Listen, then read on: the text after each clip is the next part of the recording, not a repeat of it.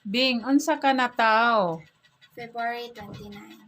Ang February 29, di na magpadaog-daog. Musukol gyud na siya. Unya, naay daghang masina nimo kay tungod kay kanang di ka mo tagad, unya mo tagad.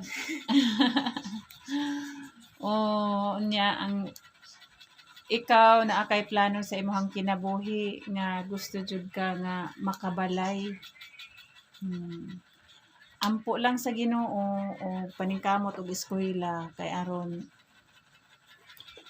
makahuman pohon, makapalit jud og balay og naa nay trabaho. Unya taas baya kag plano sa imong mama nga gusto jud nimo nga ang imong mama malipay. Siya mo imong inspirasyon sa imong kinabuhi nga maningkamot ka nga mo eskwela jud ka.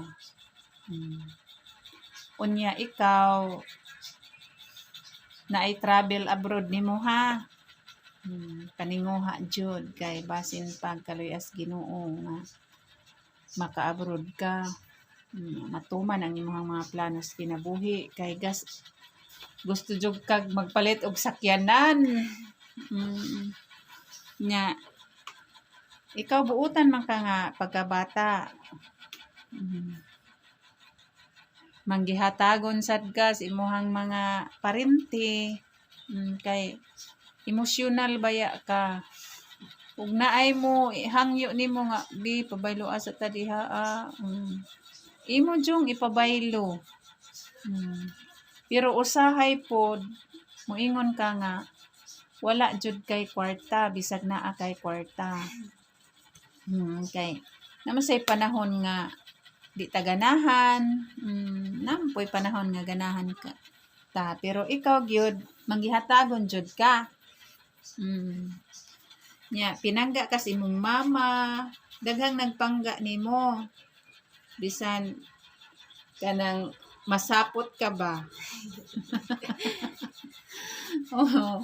Paningkamot kay nay kausbawan sa imong kinabuhi. Maunay hubad ha sa imong natawhan February 29. Og daghang salamat Bing.